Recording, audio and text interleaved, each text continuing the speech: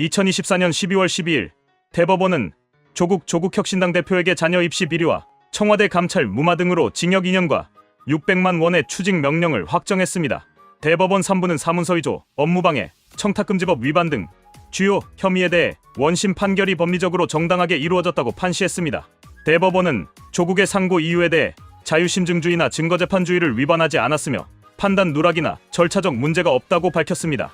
조국은 형량이 부당하다는 이유로 상고했으나 형사소송법에 따라 사형, 무기징역 또는 10년 이상의 형이 아닌 경우 형량 문제를 이유로 상고할 수 없다는 점에서 대법원은 이를 기각했습니다.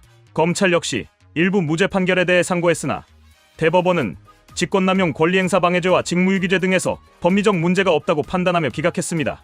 조국은 2심까지 불구속 상태로 재판을 받아왔으나 이번 대법원 판결로 인해 실형이 확정되어 수감될 예정입니다. 대법원 판결 선고 당시 피고인의 법정 출석 의무가 없어 즉각 법정 구속되지는 않았으며 검찰은 신속히 관련 절차를 진행해 형을 집행할 예정입니다. 일반적으로 대법원에서 실형이 확정된 피고인이 실제로 수감되기까지는 몇 일이 소요됩니다. 이번 판결로 조국은 공직선거법과 국회법에 따라 5년간 피선거권을 상실하며 의원직도 박탈됩니다.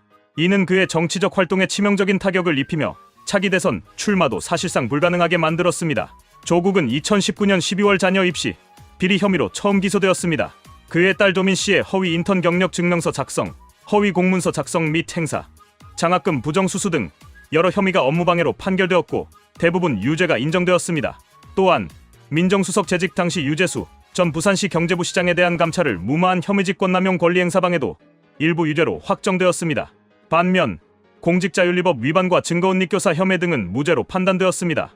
대법원은 조국이 해당 행위에 대해 몰랐거나 직접 관여하지 않았다는 점을 이유로 들었습니다. 하지만 주요 혐의인 입시 비리와 직권남용이 유죄로 확정됨에 따라 조국은 법의 엄중한 심판을 피할 수 없게 되었습니다. 조국 사건은 대한민국 사회에서 정의와 공정이라는 가치를 시험하는 중대한 계기가 되었습니다. 특히 자녀 입시 비리는 조국이 공정과 평등을 강조해왔던 자신의 철학과 완전히 모순된 행위로 국민들에게 깊은 배신감을 안겼습니다. 조국은 사회 정의와 기회균 등을 주장하며 보수 세력을 비판했지만 정작 자신의 가족을 위해 권력을 남용하고 부당한 특권을 누렸다는 점에서 국민들의 실망과 분노를 샀습니다. 청와대 민정수석으로서 권력을 남용해 유재수 전 경제부 시장에 대한 감찰을 무마한 행위도 비판의 대상이 되었습니다. 공직자는 공정성과 투명성을 기반으로 국가에 봉사해야 함에도 불구하고 조국은 자신과 정치적 동료를 보호하기 위해 권력을 사적으로 사용한 것으로 드러났습니다. 이는 단순한 법적 위반을 넘어 공직자로서의 도덕성과 책임감 자체를 저버린 행위였습니다.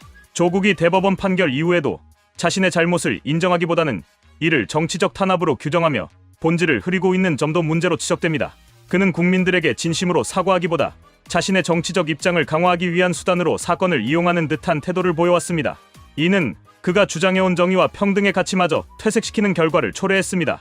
조국 사건은 권력자가 법 앞에서 평등해야 한다는 법치주의의 원칙을 다시금 강조하는 계기가 되었습니다. 이재명 더불어민주당 대표 역시 대장동 개발 비리, 쌍방울 대북 송금 사건 등으로 검찰의 수사를 받고 있으며 그 역시 철저한 법적 심판을 받아야 할 것입니다. 법치는 모든 시민에게 공평하게 적용되어야 하며 이는 정치인도 예외일 수 없습니다. 이재명 대표가 제기된 여러 혐의에 대해 명확히 해명하고 투명한 수사와 재판에 적극적으로 협조해야만 국민적 신뢰를 회복할 수 있을 것입니다. 이재명 대표의 혐의는 단순한 오해나 정치적 공세로 보기 어려운 심각한 사안들입니다. 특히 대장동 개발 비리와 관련된 의혹은 수많은 국민의 세금과 공적 자원이 잘못된 방식으로 사용되었을 가능성을 포함하고 있습니다. 이와 같은 혐의는 철저히 수사되어야 하며 만약 이재명의 책임이 확인된다면 그는 그에 따른 법적 처벌을 받아야 할 것입니다. 정치인은 국민의 대표자로서 높은 도덕적 기준을 준수해야 합니다. 따라서 이재명 대표 역시 자신의 법적 책임에 대해 회피하거나 정치적 논리로 이를 흐리려 해서는 안 되며 오직 법과 정의의 기준에 따라 자신의 결백을 입증하거나 책임을 져야 합니다.